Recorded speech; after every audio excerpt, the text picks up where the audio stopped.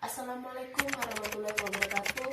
Perkenalkan, nama saya Fika Hamidah dengan NIM 191221079 dari mahasiswa PKI semester 5 UIN Raden Mas Said Surakarta. Di sini saya akan sedikit menjelaskan terkait dengan penerapan kognitif restructuring from dan debt breeding pada remaja dengan low self esteem. Yang pertama terkait dengan masa remaja. Masa remaja atau menuju dewasa adalah masa transisi perkembangan antara masa kanak-kanak dan dewasa yang pada umumnya dimulai pada usia 12 atau 13 tahun dan berakhir pada usia akhir belasan. Yang kedua terkait dengan percaya diri. Percaya diri merupakan suatu perasaan dan keyakinan terhadap kemampuan yang dimiliki. Yang memiliki untuk dapat meraih kesuksesan dan merupakan sikap atas kemampuan diri sehingga dalam melakukan tindakan tidak merasa cemas. Untuk yang ketiga yaitu ciri-ciri orang percaya diri. Ada beberapa ciri seperti mandiri, tidak mementingkan diri sendiri, tidak pemalu, dan yang terakhir yakin terhadap diri sendiri. Namun ada beberapa tahap atau beberapa ciri terkait rendahnya percaya diri, yaitu seperti depresi dan bunuh diri.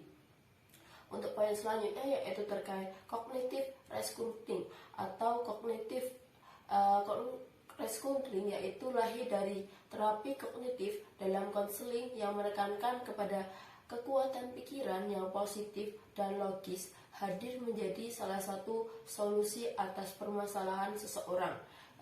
Kognitif ini digunakan dengan individu yang pikirannya terpolarisasi menunjukkan ketakutan dan suatu kecemasan dalam situasi tertentu atau bereaksi berlebihan terhadap masalah kehidupan. Biasanya menggunakan langkah-langkah ekstrim sebagai solusinya.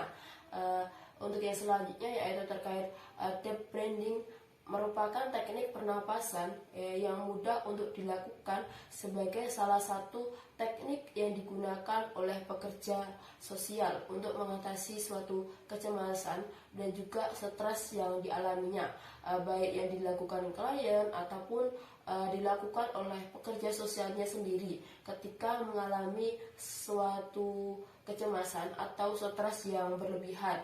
Namun ada beberapa teknik terkait dengan deep breathing diberikan kepada klien agar memperoleh ketenangan pikiran dan jiwanya.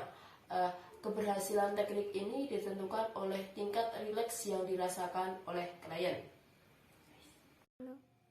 Materi selanjutnya yaitu terkait urgensi konseling krisis dalam menghadapi pandemi COVID-19 di Indonesia. Pasti kalian sudah tidak asing dengan namanya corona atau yang biasa disebut dengan COVID-19. Dampak virus ini memiliki gangguan pada saluran pernafasan hingga kematian.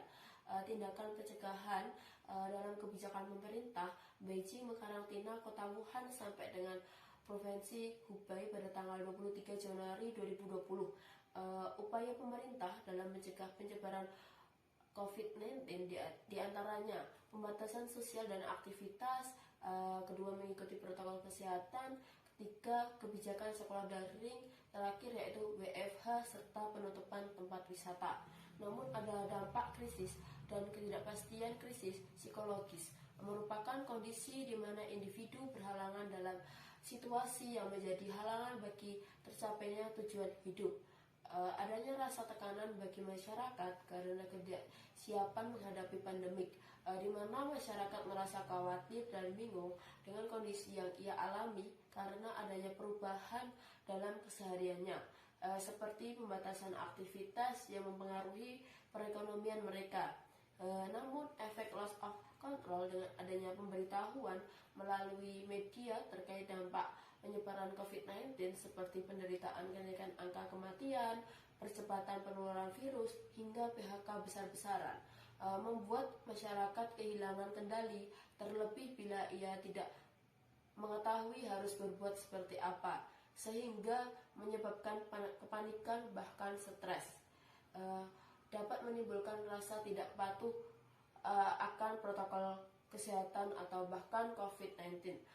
Upaya untuk mengatasi krisis pandemi COVID-19 upayanya yang dapat dilakukan seorang konselor terutama dalam memberikan bantuan terhadap tekanan akibat krisis pandemi adalah